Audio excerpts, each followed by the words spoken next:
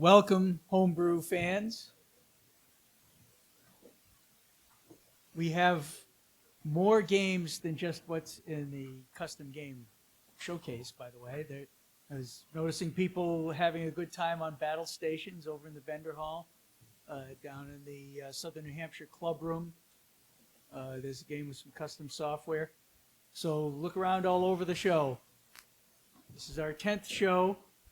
And for the 10th time, we have something in our seminar program for homebrew developers. No other show has had 10 ever, cumulatively. And now we're adding a bonus one. Lynn Manuelian, you've seen 5 of his 6 games. And then yesterday we brought in the 6th one, which had a little IP issue. So all 6. I don't know if anyone who's made more than 6. Okay.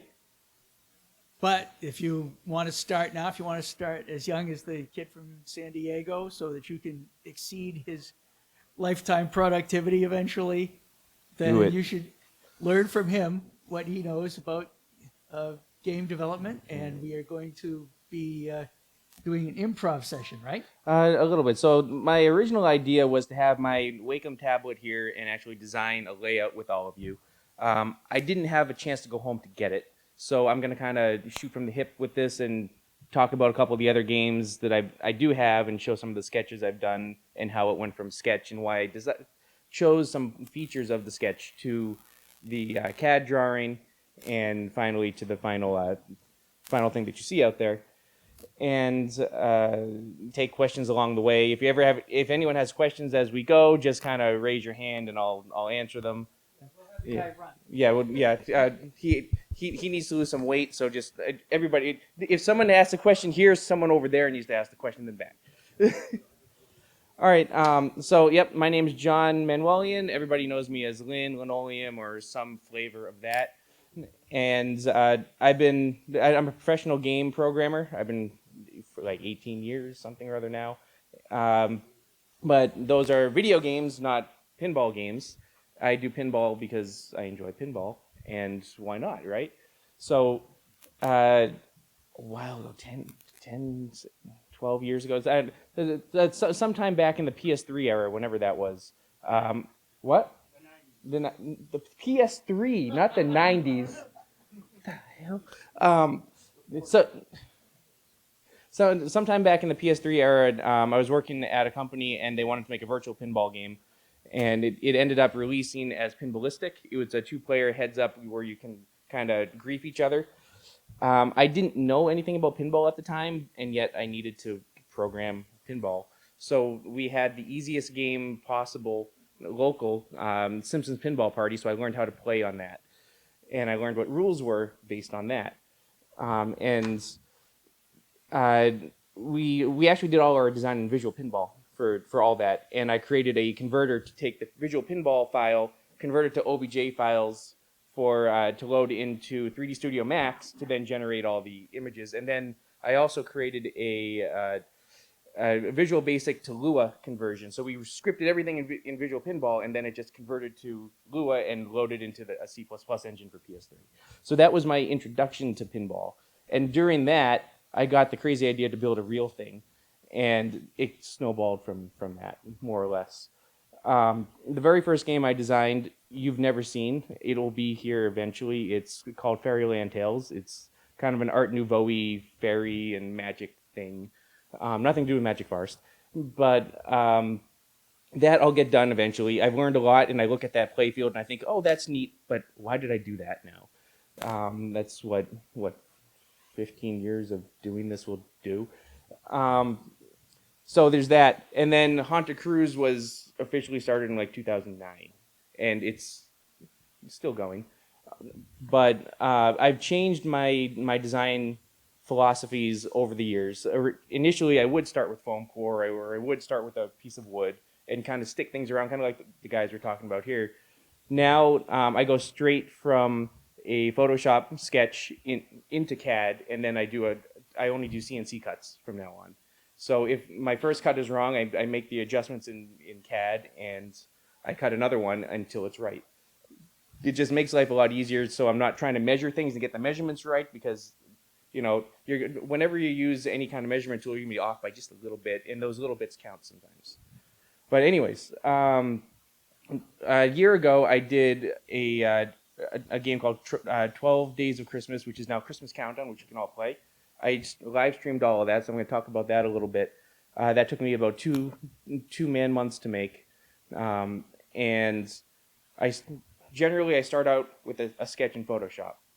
So as I said, I have a Wacom tablet I use. So this is all made one-to-one. If I were to print it up, it would be the size of a pinball playfield. I have blank pinball playfield starters in CAD that I just print I make a PDF of, and I bring it into Photoshop just so I can easily start sketching things. Now you can see at the very top, I have a bunch of guides, so I kind of know what's the size of a ball, what's the size of a jet bumper, like what are some standard ramp and entry points for things, right? So as I go around and draw, I can see, hey, is this the right size? Will this fit? Will this rattle? Or such. Now, what I don't have is I actually don't tend to use 2-inch anymore. I usually start with 2 1/4 period, because when you create a 2 1/4 entrance, let's say, let's look at this ramp. It's a little bigger than 2 1/4. But if you have a 2 1/4 entrance, you're going to need to protect that entrance in some way. So you're going to have targets or posts kind of blocking it a little bit, so that 2 1/4 will end up becoming 2 inches after you put stuff in front of it. So the bigger you design it, the more stuff is end up covering things to protect walls, protect edges, protect bouncing. And it'll also give you some extra space. So for instance, I now, if I wanted to, in this section here, and you can see the little hand I'm moving around there, right? Yeah. In this section here, I could put a little bumper post or something right in this section, and I now have the space to also add a little piece of sheet metal to even protect the side of the target, because I have that extra slack. I don't have it in the game. I didn't make it. I'm lazy, but I could do it on all of these sections, especially this side ramp over here, which you'll see in the CAD when I show you. I went through like 4 or 5 designs of this after I made this initial design, which does not work, by the way. Along this right side, I definitely need a piece of metal to protect against all the sides of the targets and all the entrances of the ramps and everything. So make it bigger. That way you can put stuff next to it in front of it, so it will work for realsies. The other thing too that I always plan on, so I say use around 2 1/4 to 2 1/2 when you're kind of going straight on. Well, when you're on the side, I always kind of start with 3 1/2 inches when it's on the side, because you can't see that very well, and it's always going to be a bit of slop, right? It's going to be a little bit of guess and take. Sometimes I even go 4 inches, and then as I add things in, and once I make the first cut, I can kind of shrink it down because I can see where the ball is going to kind of go. So if you're on the side, 3 1/2 inches. If you're straight on, 2 1/4 inches. And as you add those trails and those paths and whatnot, you'll realize how little space you actually have on a piece of wood, and you'll realize how high your ramps actually need to be to get up and over the thing to go in. Which this ramp over here on the right here, actually no, this one right here, this green ramp. When I made the first vacuum form of this, I was expecting, I can kind of flex it down a little bit so I don't have to worry about it. Yeah, that didn't work, because I wanted a ball to go behind the ramp right here, and the metal guide that's right back here is 1 1/8 inch tall, just so the ball kind of slides along it, which means this ramp just went like this all the way around instead of this. So if you look closely on Christmas Countdown, this ramp that I have there, I snipped a little bit, and I kind of bent the ramp and riveted some other little pieces of plastic so you couldn't really tell, to make it curve up and around, and now it's smooth and it seems to fit. Likewise, this ramp on the right, I made it way too tight for what my vacuum forming machine can do. So this kind of inner section, the inner kind of loop around, is really chewed up because I just had no plastic down there. So I kind of put a little piece of metal or something there, I think. I had to Mickey Mouse it a little bit to make it work. I also needed to add a gate on it because this ramp, when I made it, was completely wrong and the ball just wouldn't go up and around. It would go around the ramp, then all the way back around, and it's like, the hell are you doing, ball? Gravity is this way. But no, the gravity say no, and it went back. So there's a lot of those little tweaks you'll find on there. So as also something else I do with ball trails too. And any kind of ball trail, whether it's a ramp or it's a guide, some kind of orbit or other loop around, I never go any smaller than about 1.5 inches wide from metal to metal or from plastic to plastic. Because if it's any shorter than that, or any thinner than that, then when you put the piece on, you're going to have a little bit of slough when installing, and it might just pinch too much, or your bend might not be quite right if it's metal, and it might pinch too much. So 1.5 inches, and also a lot of standard parts for ramps assume 1.5 inch wide, like little gullies that the ball goes down. When the ball is coming down towards you, you can get as small as 1.25, but that's pushing it. You probably need to lower your sidewalls a little bit when you do that, so it doesn't pinch. I think a good example of that is the Pirates of the Caribbean stern. How Dennis, I think he made it, the little wavy ramp in the front. That's like really shallow, but it's also really skinny, so it doesn't take up a lot of space. Also, you can look at Frozen. Frozen does something like that too. I have that ramp that goes across. I have very shallow heights on that, so it doesn't block the ball, but it also gets pretty narrow as it goes across. So as I'm kind of drawing all these things in layers, each one of these colors is a different layer, so I can onion slice it. If you know Iron Man 1, that's how I make these games, or how I design these games, how we designed that suit in the cave. So I onion slice it, and as I'm building this, I also look at where the flipper is coming from. And if I had Photoshop on this, I'd be able to show you. But I basically draw, not a straight line, because a lot of people like to take like a ruler and it's going from this flipper to that shot, right? Where in actuality, it's going to go from that flipper to that shot. So you have like a V type of situation. So you need to take care of the lowest point of the V, so say the impact point down here, as well as the highest point of the V, which is the impact point up here. So what happens in those two situations, once you're past that, then you can do whatever you want as long as the ball ricochets the way you expect. I've been practicing a lot, actually, this past year, what the reflection points are, because that's been kind of an Achilles heel of mine. And this game was the first one that I think I got everything right, or mostly right. If you look at this ramp here, notice the left side kind of is a big kind of pot belly coming out, whereas the right side is far more straight. It's still a little curved to the left, but it's still far more straight. This pot belly is that way specifically because of what I just described. From this flipper, it kind of goes diagonal a little bit, so you got to catch the ball and have it loop around. If you just had it straight, it would go up and bounce off. You want it to bounce up. So whatever the angle of reflection would be, if you draw a line, a vector from the flipper to the point, you take the reciprocal of that to reflect up. So does it reflect across? If it does, you're probably going to start going down. If it reflects more up, you're probably going to start going up, probably. Now let's say you have a straight ramp or a straight something or other, and you say, oh, this kind of bounces a little bit and zigzags a little bit, but it kind of goes where I want, right? We'll add gravity into that, and that zigzag, instead of going like that, it's going to kind of go more like that. And that's why you see these weird little bounces. And like, oh, this looks cool. Why doesn't this work? Well, it's because you're reflecting just slightly wrong, and then gravity's saying, hold my beer. So that's the biggest challenge. Well, that's one of the other biggest challenges of ramps, to make them work.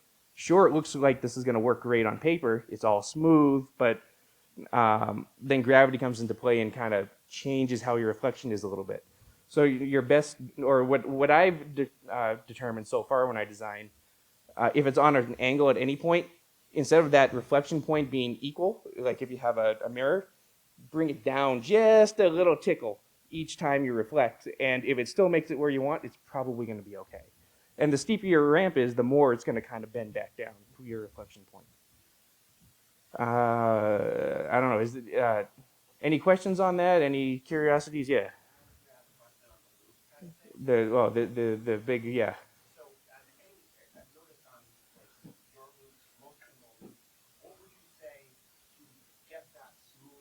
Continuous loop, are you hitting into a curve? And where would you say is the furthest point?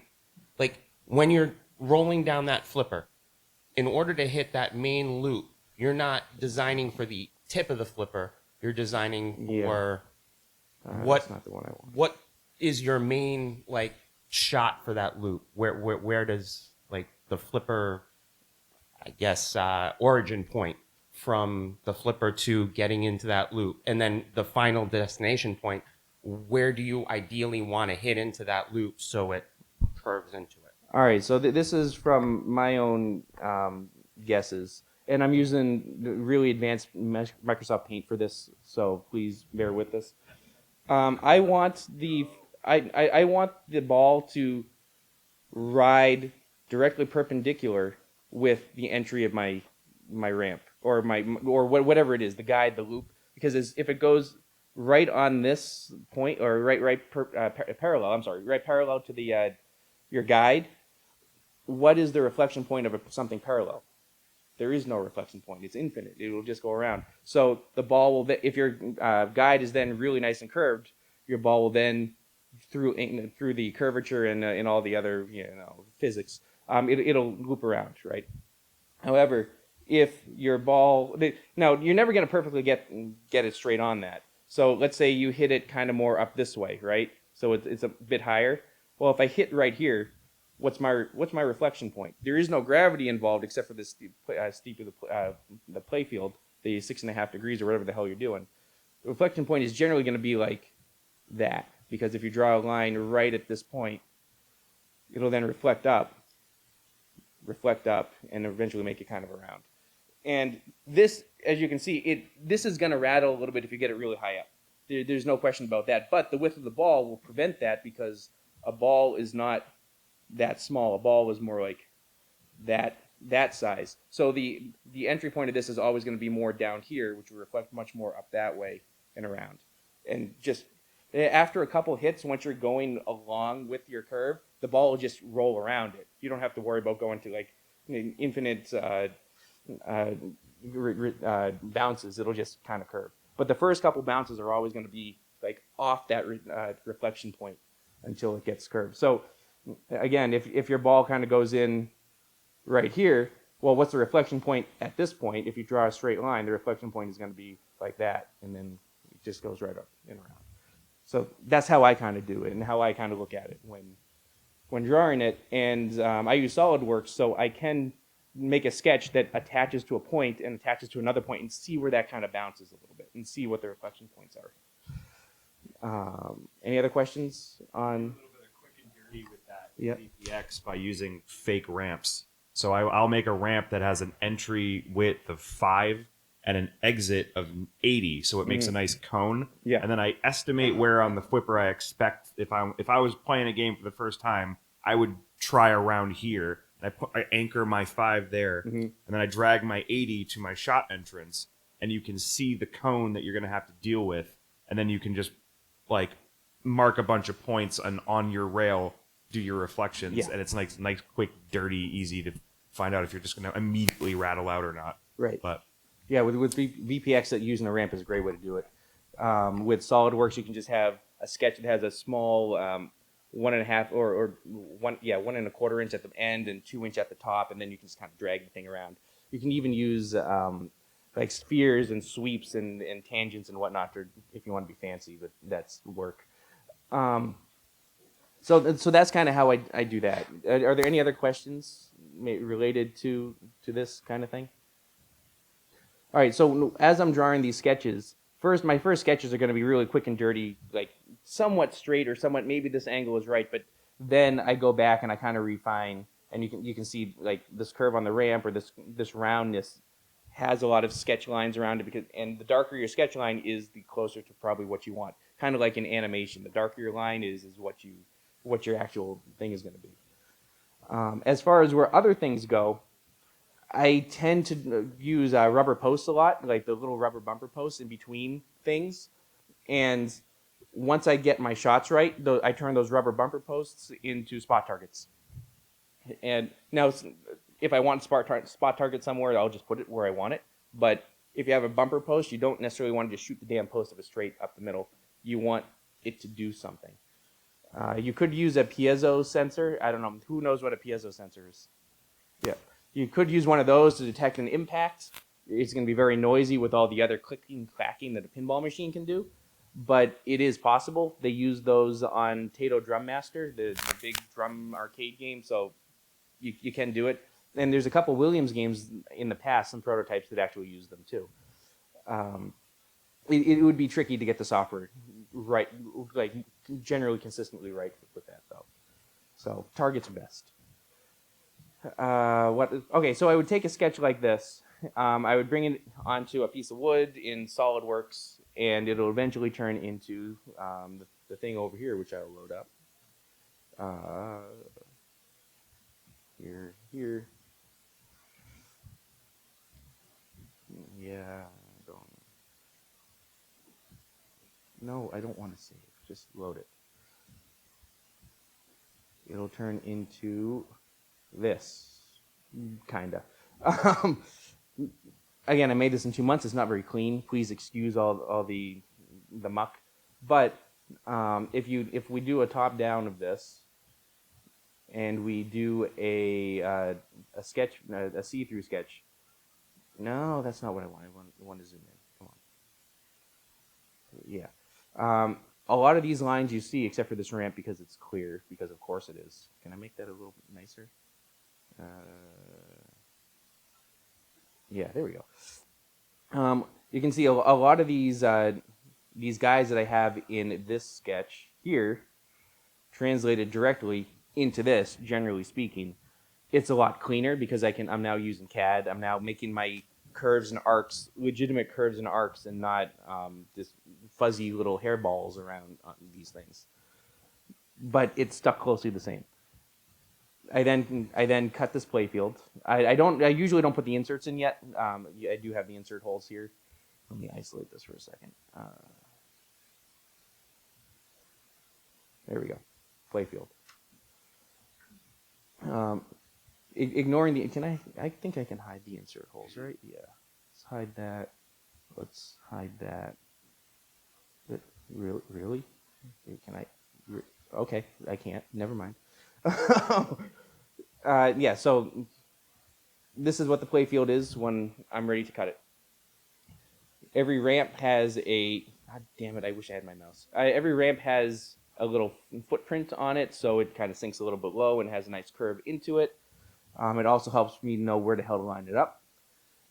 Every rail has a dimple, so I know where to mount the thing when I'm ready to go. All the GI holes are cut through, obviously. I have other random holes like this thing or this thing just for through holes and wire holes and access holes and things to this. And God damn it. I zoom one way and it goes this way. And yeah, so when I go to CNC this thing, I actually have a couple different passes. I have the regular cut pass, which I use a 2mm half-inch bit for. And then I have a secondary tool pass that I use a ball nose bit, a 1-inch ball nose bit for the plunger lane. So, and if I wanted to be ambitious, I could do the backside too. I have to do that with Haunted Cruise, and I have to do that with Magic Farce because I have inlays on there for either magnets or LCDs. For this, I don't, so I just cut the top and say the hell with it. The only thing I'm missing is T-nut holes on the other side and some dimples, but it doesn't really matter, so to speak. And that's generally it for the playfield. Then you have a playfield you can start populating. Now, as far as everything else, it's just a lot of busy work making the stuff. The ramps start off with a solid. You can then curve it and do whatever you want. I then cut all the bucks out. I think I have pictures of this here in somewhere. Sketches, work in progress. Yeah, I do have something in here. No, I don't have something in here. Nope, I don't have any pictures of this because why? Oh wait, maybe. No, okay, but I do have pictures of when I hand cut this shit. Don't hand cut this stuff. I almost lost my finger on stream hand cutting this stuff. Yeah. Oh, and if you do hand cut it, wear gloves. But I use send cut send now. But I used to hand cut these things by tracing stuff out, and yeah, there's my tools, the shears and the little nibblers. Yep. Yeah, no, not the Futurama kind of nibbler. And that's kind of what it looks like. Now, okay, this I think is this a send cut send one? No, it's not. But once I have these flats, I use clamps or I use fingers or something, and I bend all the little flat pieces and I bend it into shape, and it'll eventually fit kind of where I want it to, and ultimately break because this is thin metal. I'm now using actual 16th inch stainless steel, not this Home Depot crap, but it works fine. You know, that's more or less the sheet metal. It just takes some busy work to do. Any questions of what I'm? Yes. What is precisely? Well, I have Well, what is your tolerance percent? I have one where it's if I'm a millimeter one way, the ball path will cause it to crash on something. If it's a millimeter up the other way, it crashes on something on the other side of the play field. So you have a 1 millimeter tolerance, basically. Yeah. That's too tight. That's too tight. Yeah. You want human level slop in there, basically. You can get down. So you can get down to millimeter level preciseness when you're not trying to shoot something, you're not trying to have the ball kind of flop and guide somewhere. But if you expect the exit of something to seamlessly go into something else that's really tight, it ain't gonna happen. Your exit usually needs to be like into a V entrance type of thing, so it can kind of eat it like a snake. I do have an example of that, which is probably something y'all want to see and are waiting to see if I close this. Because I did some redesign work on a little known game that I have out here. This thing. So if I peel away some of these layers, because each one of these is its own assembly. Hide up here. And oh yeah, I have to hide this. And I should hide this. All right, so this left entrance here. Let me zoom in. I want the exit of this little spinny ramp to go into the entrance of this, and it works sometimes. It depends on what people have shook, and it depends on what the angle of this ramp is, because I can kind of twist it a little bit. If you notice though, it's got like a wide open snake mouth. It's not like a really tight tolerance to get in there. Otherwise, it'll never make it in there. Just like the ramps and everything that we were talking about, making that V-type shape to see where the ball goes.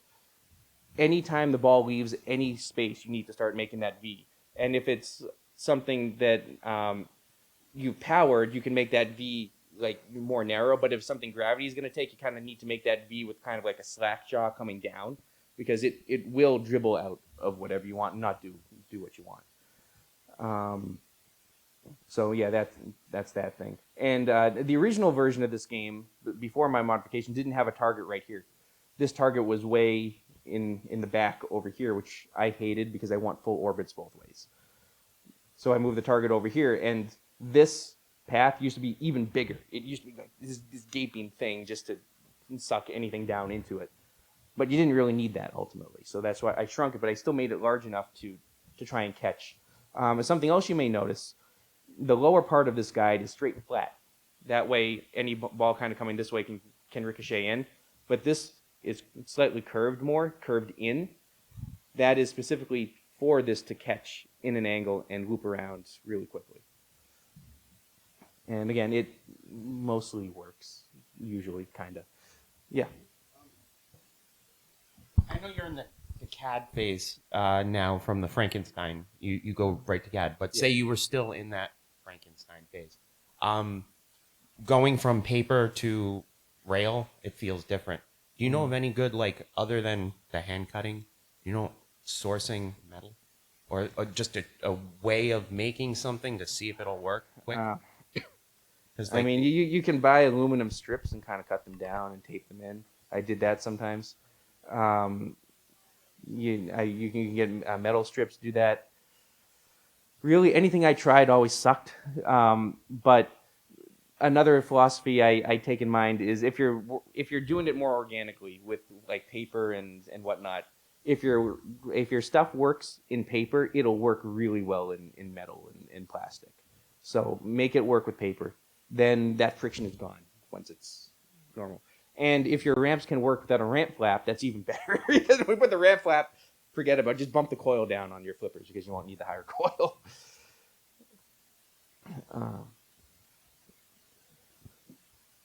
Yeah. All right. So that's kind of design. Now, some people might want me to go on. Does anyone else have any questions on like some playfield design? I'm glossing over some of it, but which is I wanted to do more design work, but I tried to talk a little bit more of some details and things. And I can switch over to some software a little bit at some point. Most of you use an MPF. This will mean nothing to you because I hate MPF. But any software engineer or anyone else will recognize this is the class. These are the things that I do. So, and any more questions, comments? No? All right. So, yeah, this is the circus design I did in a month, ish. Actually, most of this I did in one weekend. So, what? Have you not played it? What are you doing? Get the fuck out of here! Go and play it. Yeah, it's over there. You can go play it. Yeah. Yeah. Yeah. The vast majority I got done in one weekend. Then I add the main playfield. It took maybe a couple weeks for me to get because they made all the little changes. The mini playfields, it's just the little detail things like maybe this metal form up here. This metal form up here took a little bit for me to kind of figure out from all the pictures that were there. And no, I didn't want to do it that. No, show me. I want to hide. I want to isolate. Where's my? Thank you. This thing is a pain in the ass to bend, and it's just as much as it. This thing is a pain in the ass to bend. But I did it. Yeah, and none of the other ones are this. The biggest problem is how it folds into itself. Which in the future, if I redo the playfield, I'm gonna probably make this in two parts, not a single part. And I'm not gonna put this V in. The original one had a V in there, and I'm looking at it, I'm like, no, I'm not gonna do that.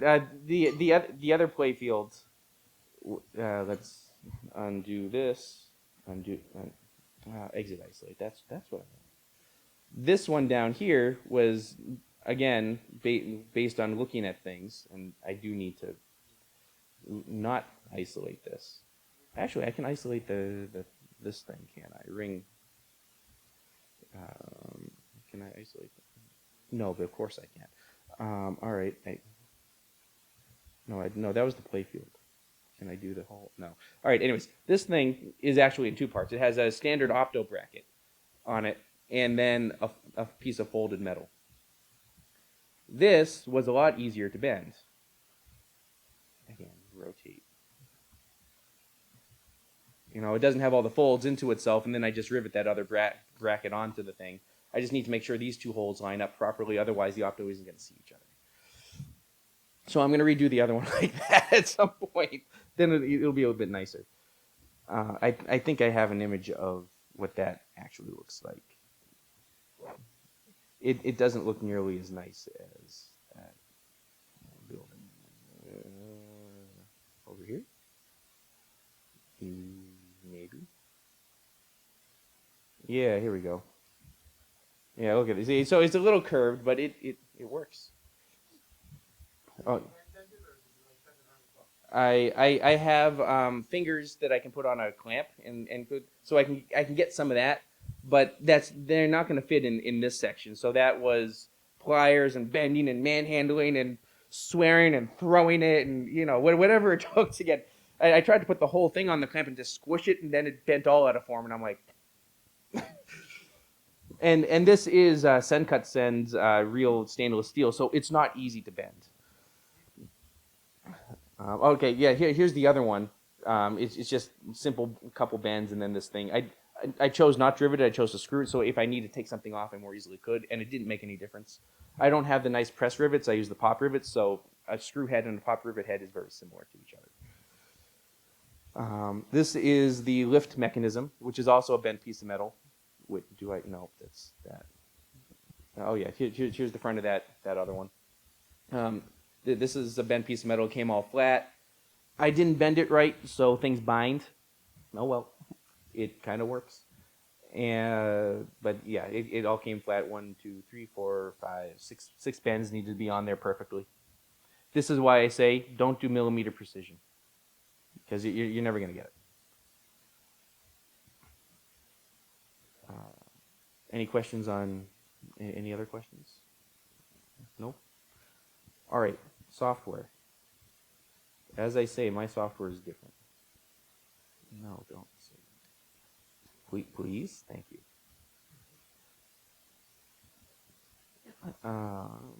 Let's close all this stuff. Oh. So I use Unity, as I kind of mentioned in the past and at the previous homebrew section.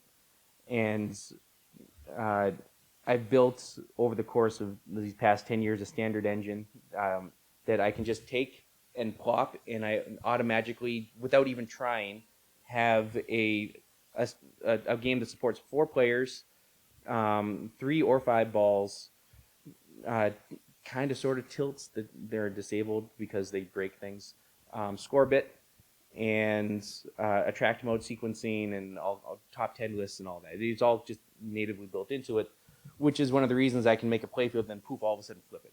Oh, that's the other thing I can talk about. My wiring. Before I'd wire a game, a lot of people just kind of willy-nilly wire things and kind of shoot from the hip when they wire. I always make a wiring list. I always organize what I want to wire, what colors they're going to be, and where they're going to go. Bigger? What? Make the screen. Yeah, the screen. There we go. More. There. Get glasses. So this is Luau's switch wiring. As you can see, I use every single switch I possibly can for the back box, which is essentially, it's a waste of a 48 switch thing. I only use 10 switches in the back box. The start button, the tilt, which is wired, but again, disabled for now. I want people to shake the hell out of that game and just have fun. And the last bank is all the score reel stuff, the 0 and the carries, because I have 4 score reels that fits really nicely into an 8 bank. Yeah, so 10 switches out of 32 switches. So I have 22 switches left. I'm glad I have that board. The game, however, the main playfield, however, I use everything. I guess, no, except for these two, because the roto target doesn't have that. And if you notice, every one of my rows, or the column bank, I call it a bank, every one of my banks has a specific wire type. So I have white for the primary plunger, well, this would have an auto plunger, but it has the plunger lane, the flippers, the standard slings and everything. Then yellow for the next bank, blue for the next bank, orange, and they're all striped, so everything is a standard stripe. Black, brown, red, orange, yellow, gray, blue, violet, and I move the gray around, so gray is usually the color that it is of. So the yellow one, instead of it being orange yellow, it's orange white. I guess, I didn't have white. Well, white, you can't have white, so white gray makes sense here, right? So this would be yellow white instead of yellow yellow, because what is yellow yellow? It's just all yellow. Yeah. This is not a switch matrix. This is using fast. It's all direct switches. I wish it was a switch matrix. I wouldn't have to have 80 different types of wires if it was a switch matrix. But say la vie. Blue and orange. And when if you ask me to lift up any of my games, you'll see, except for Haunted Cruise and Frozen, because I Mickey Mouse that a little bit. But from Magic Forest forward, if I lift it up, you'll be able to see every single color, every single thing has its own line.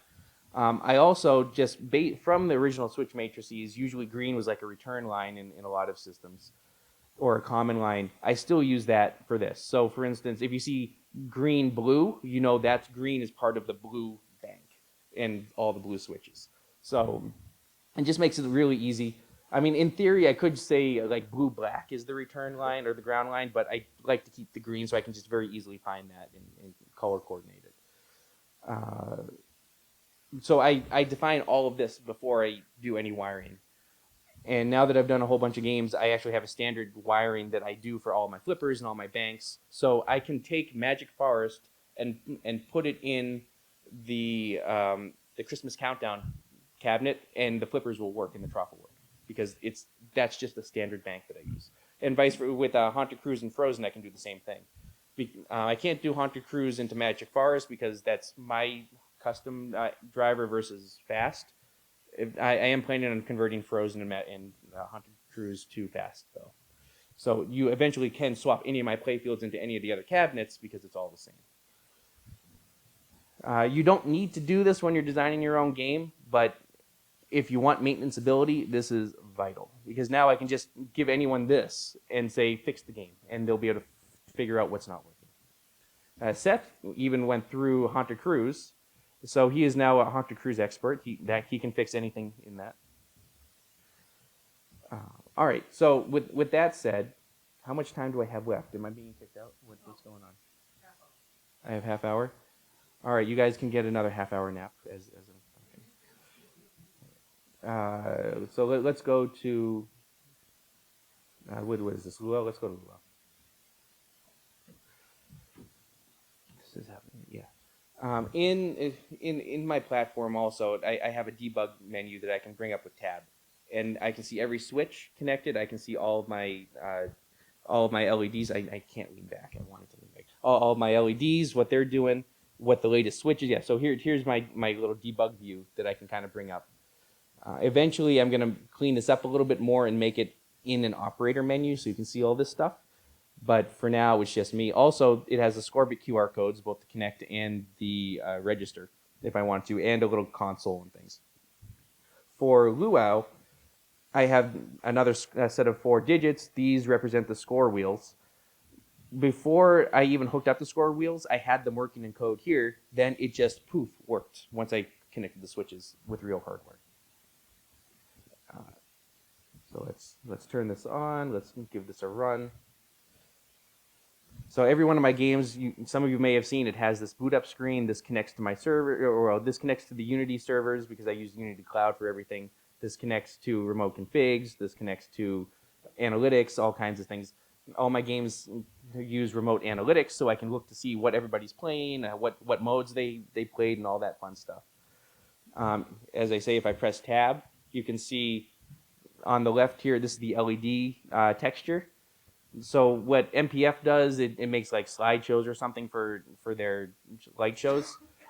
I just have a whole bunch of layers in a Unity scene right over here that if you turn it around, you can see they're all kind of layered on top of each other with what I want. And based on the Z, things go in front of other things and override what's behind it.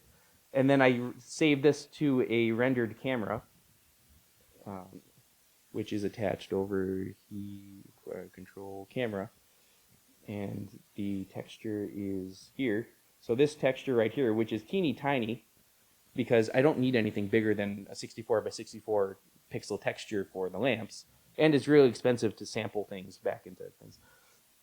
This isn't updating dynamically, but if I click this if I move the mouse around, you can kind of see the textures updating. So every frame, it takes a snapshot of this texture. And every frame, I sample my lights that I have positioned explicitly in spots. So right here, for instance, are my controlled lamps, which are all black right now. But the controlled lamps also render to their own textures, so I can do different effects maybe on the control lamps versus the GI or the GI or everything and whatnot. So if I take this control lamp and I make it not black, where's my this? Oh no, I'm doing it with vertex colors. I can't do that here. But if I made this not black, then you'd see like a little white light, like over here, like wherever that is. So that's how I'm doing my light shows. Every one of my games does this. This also allows me to just spawn a prefab, which is a Unity game object that has its own set of code and things. So if I want like a big sweeping effect during the game when you hit a target, I spawn a prefab and it just goes whoosh across the entire texture and it just covers whatever I want.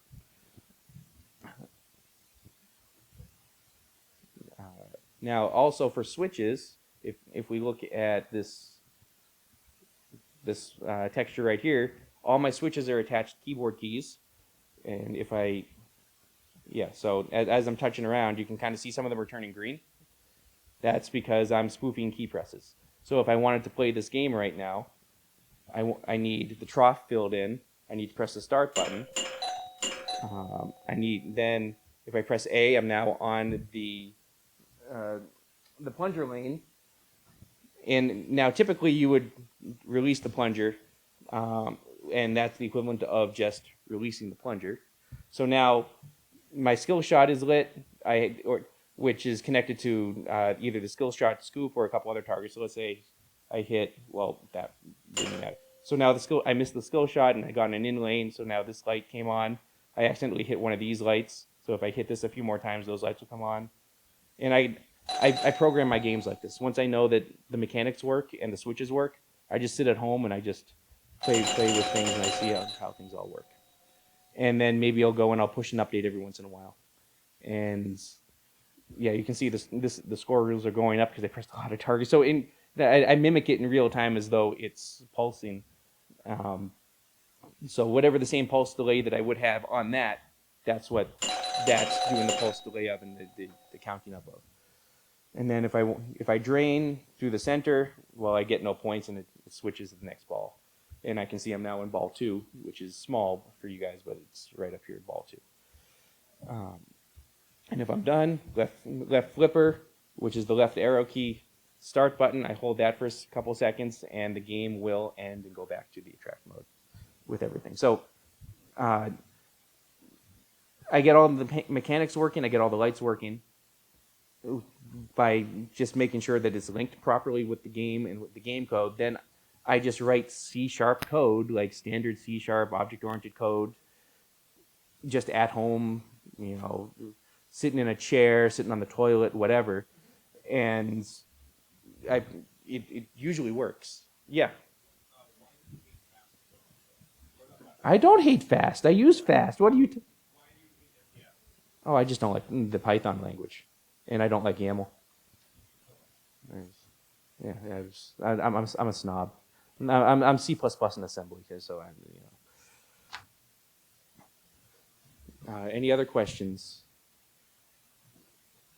With C++, there's no negative. No, there's only minus.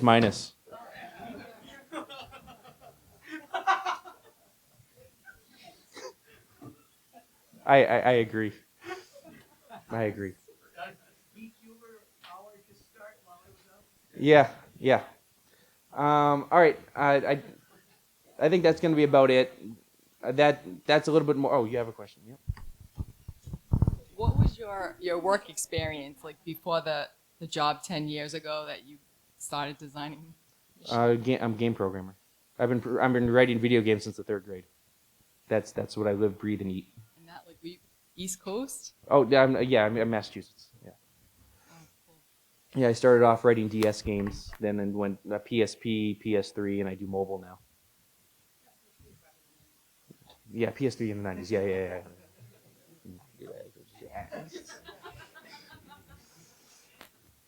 Aaron. What got me into writing pinball code? You made video games, so why pinball then? What was the changeover? There's no difference. Both are immediate dynamic game systems. One just controls something physical. One just controls something digital. Well, when did you swap over from doing like DS games and those things to making pinball machines? When I worked on Pinballistic for PS3, I learned what pinball was, and I learned that there's rules in it, and I'm like, oh, this is pretty cool. I like animatronics. This is animatronics, but fun. So, yeah. Question? How would your playfield design philosophy evolve in making all these games?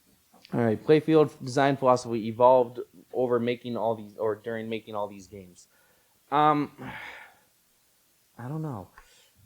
I don't like making the same thing twice if I can help it, which is really difficult. Like, making a fan layout isn't that bad because it's a fan. If you want to deviate from that and make interesting shots, it takes a lot of rumination sometimes.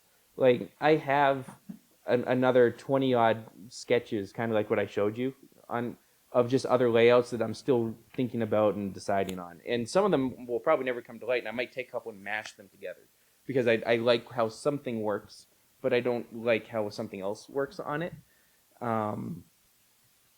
So, I mean, I don't know.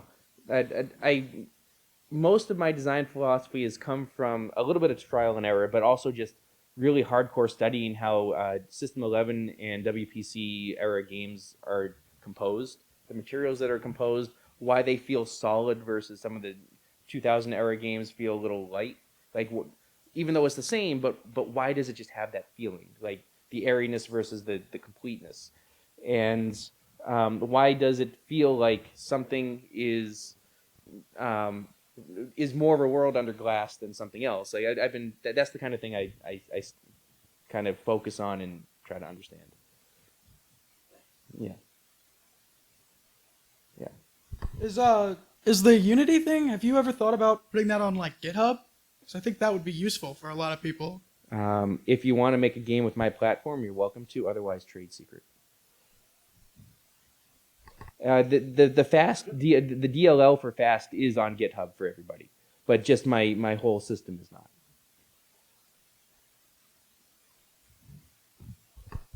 So, Lynn, I think I've asked you this before. Do you have preferred hardware you use for the pop bumpers, for the flipper assemblies, things like that? You typically use Williams. I know what you use for the. Yeah, so I prefer the System 11 flippers that have the capacitor on it because I only need to use one driver instead of two, which is really nice. Also, the first time I brought Haunted Cruise here, I had a hold coil get stuck on, and I didn't know it because the flipper wasn't up, and I could smell it from the other side of the room. So after that, I said, screw that. At least if the flipper was stuck, like if the transistor was stuck with one of those System 11 flippers, it'd be up, and I'd be able to see that. Oh, why is this up?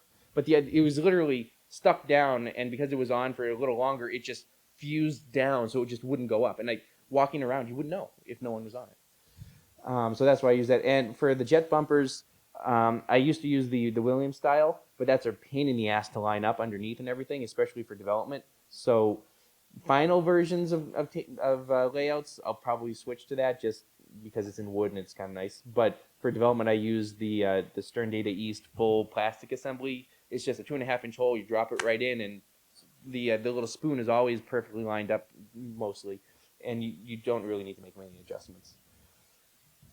As far as anything else, I usually lean more towards the Williams thing. Unless Williams didn't have it, then I'll go to like a Stern.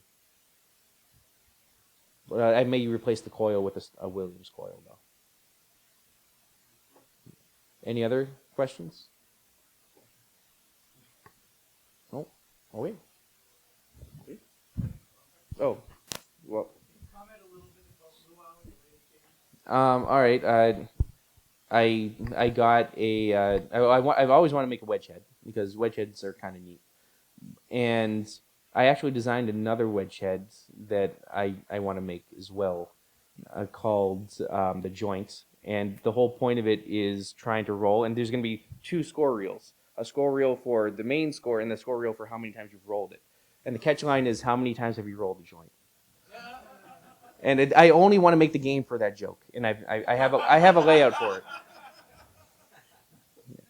But yeah, I've always wanted to make a wedge head. They're fun. I played in classics leagues, and you know, the classic games definitely have different feels than modern games or contemporary games where shoot the shot, coming back, and all that. Classic games is shoot the shot. Now what? And it's fun. It's definitely a more wild ball type of thing. So I got a domino from EMP, and my requirement was design a game only using the parts from Domino. And if it wasn't on, I want to put a spinner on it, but Domino didn't have a spinner, so I can't use a spinner. And I rejiggered things around, cut a new playfield, and that's a luau. I got the playfield designed in about a day. I then printed it up on paper, showed it to folks at EMP just to get opinions. You can't make these things in a vacuum. It may seem like I make it in a vacuum, but I don't. I ask people constantly about this stuff. Anyway, so I brought the printout to EMP, and while I was looking at it, like in real full sheet, I'm like, oh, this isn't going to work right. It looks great in CAD, but in real life, just looking at it, it just isn't going to work. So I was redrawing and like on that piece of paper, like all kinds of scribbles, like I need to move this here, I need to move that, and it's mostly in the upper corner in some of the guides. And then the next one was just the cut, and the first cut that you see now. So that's a luau. Oh, also, everybody under the sun makes a tiki game, so I wanted to make a tiki thing, but it's instead is luau, so it's kind of different. Any other questions? Oh. Okay.